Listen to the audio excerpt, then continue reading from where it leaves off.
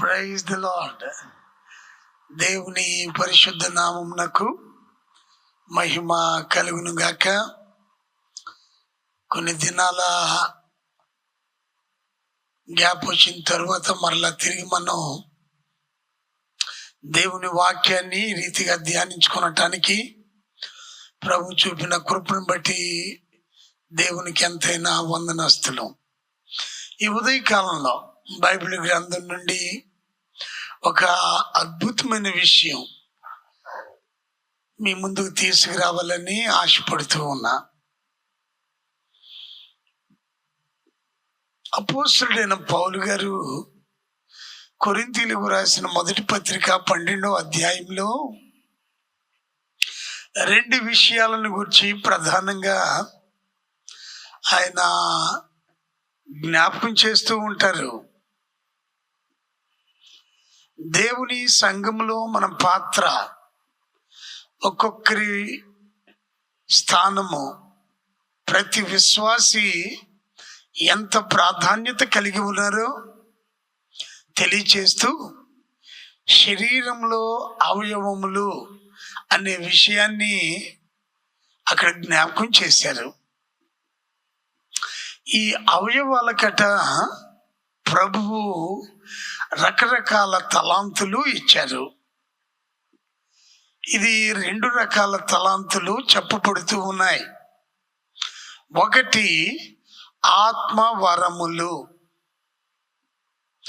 ఆత్మ దేవుని ద్వారా అనుగ్రహించబడిన వరాలు 9గా మనం చూస్తూ ఉన్నాం. అలాగే ఇదే అధ్యాయంలో మనం ఇంకా క్రిందకు వెళ్ళినప్పుడు చివరి భాగంలో పౌలు గారు అంటారు కృపా వరములు, gifts of the spirit and gifts of grace. ఇవి చాలా అద్భుతంగా కనిపిస్తూ ఉంటాయి. దేవుడు ఎంత ప్రేమ కలిగిన వాడు. వీటిని గురించి లోతుగా అధ్యయనం చేస్తూ ఉన్నప్పుడు, ధ్యానిస్తూ ఉన్నప్పుడు ప్రభు ఇచ్చిన తలంపులు, భక్తులు తెలియచేసే విషయాలు మీకు జ్ఞాపకం చేయాలని ఆశపడుతూ ఉన్నా. కృపా వరములు అనేవి ఒక వ్యక్తికి దేవుడు అనుగ్రహించినవి, వ్యక్తిగతమైనవి. ఆ వ్యక్తి రక్షింపబడటానికి కానీ, బలపరచబడటానికి కానీ, ఆయన వరాల చేత, తలాంతుల చేత నింపబడటానికి కానీ, వాడబడటానికి కానీ, వ్యక్తిగతంగా బలోపేతం అవటానికి కానీ ఇవ్వబడిన వరములు కృపా వరములు. రెండవదిగా ఆత్మ వరములు. ఆత్మవరములు అనేవి సంఘక్షేమం కొరకు, దేవుని మహిమ కొరకు, ఆయన నామ మహిమార్థమై అనేక తలాంతులు కలిగిన వారు ఏకీభవించి ఐకమత్యం చేత పని చేయటానికి ఇవ్వబడిన వరాలు ఆత్మ వరములు. ఆమేన్. కొరింథీయులకు రాసిన మొదటి పత్రిక 12వ అధ్యాయము 4వ వచనం నుండి మనం గమనించినప్పుడు కృపావరములు నానా విధములుగా ఉన్నవి, కానీ ఆత్మ ఒక్కడే. మరియు పరిచర్యలు నానా విధములుగా ఉన్నవి, కానీ ప్రభువు ఒక్కడే. నానా విధములైన కార్యములు కలవు గాని అందరిలోనూ అన్నిటినీ జరిగించు దేవుడు ఒకడే. 7వ వచనం, అయినను అందరి ప్రయోజనము కొరకు ప్రతివానికి ఆత్మ ప్రత్యక్షత అనుగ్రహింపబడుచున్నది. ఆమేన్. ఎంత చక్కగా పొందికగా పౌలు గారు ఈ మాటలు పరిశుద్ధాత్మ దేవుని చేత రాస్తూ ఉన్నారు. ప్రియ సహోదరి సహోదరులరా, ఈ వరాల విషయంలో మనం గమనించినప్పుడు కృపావరము అనేది ఒక వ్యక్తి జీవితంలో పునాది లాంటిది. ఒక నిర్మాణం ఉంది, ఒక ఇల్లు ఉంది. ముందుగా పునాది వేస్తాం. ఆ పునాది కనపడవచ్చు, కనపడకపోవచ్చు జనాలకు, కానీ ఆ పునాది మీదే లోకమంతా చూసే ఇల్లు కట్టబడుతూ ఉంది. కృపావరము అనేది ఒక వ్యక్తి జీవితంలో దేవుడు వేసిన పునాది. ఆ పునాది మీద ఆత్మవరాలు లోకమంతటికీ కనిపించేలా, లోకంలో అనేకులను ప్రభు తట్టు నడిపించేలా, దేవునికి మహిమ తెచ్చే రీతిగా అనుగ్రహింపబడుతూ ఉన్నవి. ఈ వరములన్నీ కూడా, కృపావరాలు కానీ ఆత్మవరాలు కానీ, అనుగ్రహించేది ప్రభువైన యేసుక్రీస్తు వారే.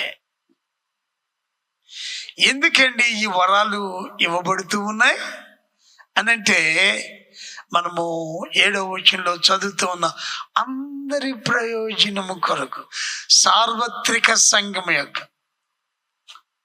ఇది నా సంఘము,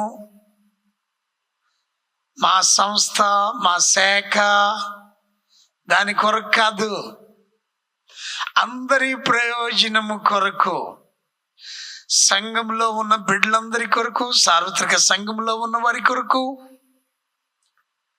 అలాగనే లోకము కొరకు, లోకంలో ఉన్న అనేకులు నశించిపోతున్న వారు రక్షింపబడటం కొరకు ఇవ్వబడుతూ ఉన్న వరములు. దేవుడు ప్రతి ఒక్కరికి తప్పకుండా కొన్ని ఆత్మీయ వరాలను ఇస్తారు. అయితే ఈ ఆత్మవరాలను పొందుకొనటానికి ముందు వారు కృపావరము చేత నింపబడిన వారై ఉండాలి. కొరింథీయులకు రాసిన మొదటి పత్రిక 12వ అధ్యాయము 27-28 వచనాలలో చదువుతూ ఉన్న అటువలే మీరు క్రీస్తు యొక్క శరీరమయ్యుండి వేరు వేరుగా అవయవములై ఉన్నారు. మనమందరం ఒక్కొక్కరు ఒక్కో ప్రత్యేకత కలిగిన వారంగా ఉన్నాము. 28వ వచనం, మరియు దేవుడు సంఘములో మొదట కొందరిని అపోస్తలులుగాను, పిమ్మట కొందరిని ప్రవక్తలుగాను, పిమ్మట కొందరిని బోధకులుగాను, అటు పిమ్మట కొందరిని అద్భుతములు చేయవారుగాను, తరువాత కొందరిని స్వస్థపరచు కృపావరములు కలవారిగాను, కొందరిని ఉపకారములు చేయవారిని గాను, కొందరిని ప్రభుత్వములు చేయవారిని గాను, కొందరిని నానా భాషలు మాట్లాడు వారిని గాను నియమించను. ఇవి కూడా 9 రకాల వరాలు. అందరూ ఒకటి కాదు, అందరికీ ఒకే విధానం ఇవ్వబడలేదు, ఒకే రకమైన పిలుపు లేదు. ఒక్కొక్కరికి ఒక్కో రకమైన పిలుపు దేవుడు ఇచ్చారు. ఆ పిలుపు మీద ఆత్మవరాల చేత నింపబడుతూ ఉన్నాం. ఆ పిలుపుకు తగినట్లుగా జీవించినప్పుడు, ఆ పిలుపుకు లోబడి జీవించినప్పుడు దేవుడు అనుగ్రహించు ఆత్మవరాలతో నింపబడాలి. ఈ వరాలు పొందుకున్నప్పుడు కృపావరమే కానీ ఆత్మవరమే కానీ కలిగి ఉన్న ప్రతి ఒక్కరూ చేయవలసిన 4 పనులు. ఇది ఎవరికో ఒకరికి అప్పగింపబడింది కాదు. ఈ వరాల చేత నింపబడిన వారు చేయవలసిన పనులు. నంబర్ 1, పేతురు రాసిన మొదటి పత్రిక 2వ అధ్యాయం 9వ వచనం, మీరు చీకటిలో నుండి ఆశ్చర్యకరమైన తన వెలుగులోనికి మిమ్మల్ని పిలిచిన వాని గుణాతిశయములను ప్రచురం చేయ నిమిత్తము. దేవుడు ఎలా ఏర్పరచుకున్నారట? పరిశుద్ధమైన జనాంగముగా, యాజకులుగా, దేవుని సొత్తుగా, ఆయన ప్రజలుగా ఏర్పాటు చేయబడ్డారు.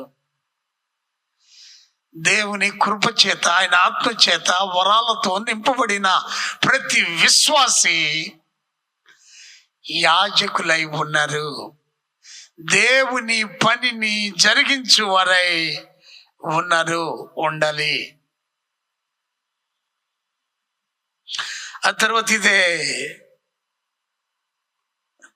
12వ అధ్యాయము కొరింథీయులకు రాసిన మొదటి పత్రిక 27వ వచనంలో ప్రభు అంటున్నారు, క్రీస్తు యొక్క శరీరమై ఉండి వేరు వేరుగా అవయవాలు, మనం వేరు వేరు అవయవమై ఉన్నామే కానీ ఒక్కటే శరీరమై ఉన్నాము. క్రీస్తు శరీరము అని మరచిపోకూడదు. ఇది రెండవది. మనం యాజకత్వం చేయాలి, క్రీస్తు శరీరంలో అంటు కట్టబడి ఉండాలి.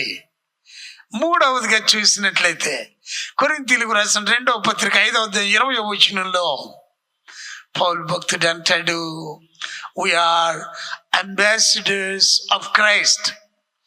మేము క్రీస్తు యేసునకు రాయబారులమై ఉన్నాము. రాయబారులుగా ఉన్న వారి జీవితంలో 4 ముఖ్యమైన విషయాలు: we represent, we reconcile, we reflect and we have responsibility. రాయబారులుగా ఎంపిక చేయబడిన నీవు నేను, ఆయన కృపావరముల చేత, ఆత్మవరాల చేత నింపబడిన నీవు నేను క్రీస్తుకు ప్రతినిధులుగా ఉన్నాము. సమస్యలలో, శోధనలలో, గొడవలలో సమాధానపరచు వారంగా ఉన్నాము. క్రీస్తును ప్రతిబింబించే వారంగా ఉన్నాము. ప్రభు ఇచ్చిన బాధ్యత కలిగిన వారమై ఉంటూ ఉన్నాము. We are ambassadors of Christ. క్రీస్తు అనుగ్రహించిన వరాలను నీవు కలిగి ఉన్నావా?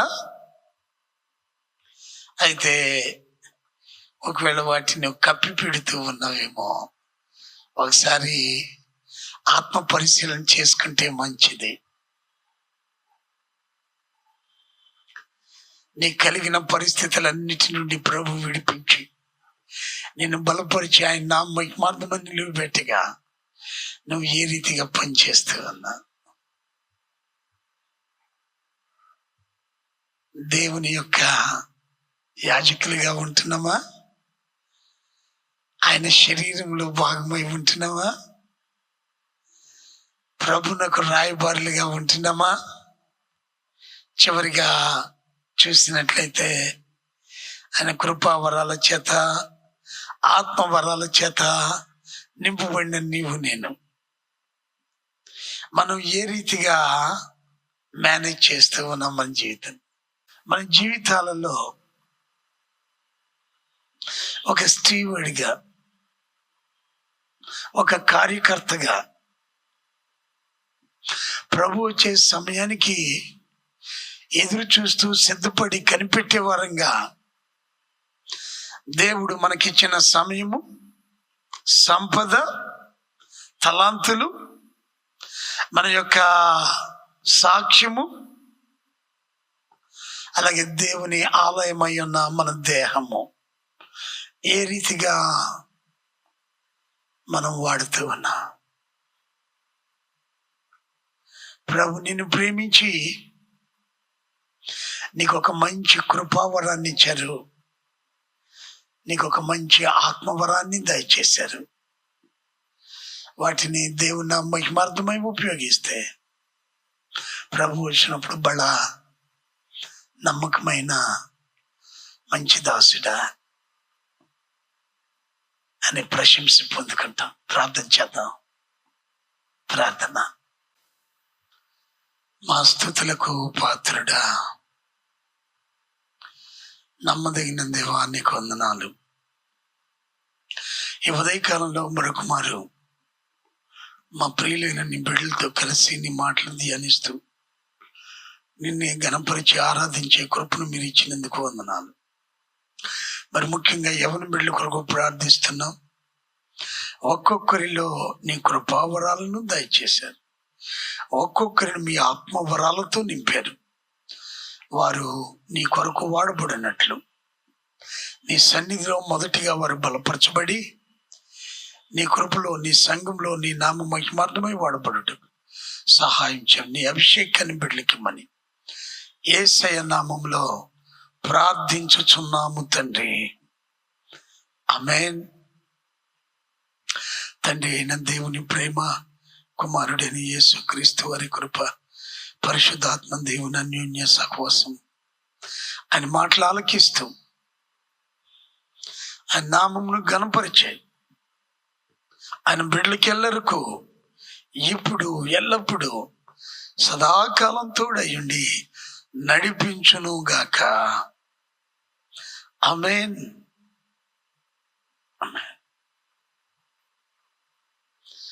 God bless you. దేవుడు మిమ్మల్ని దీవించును గాక.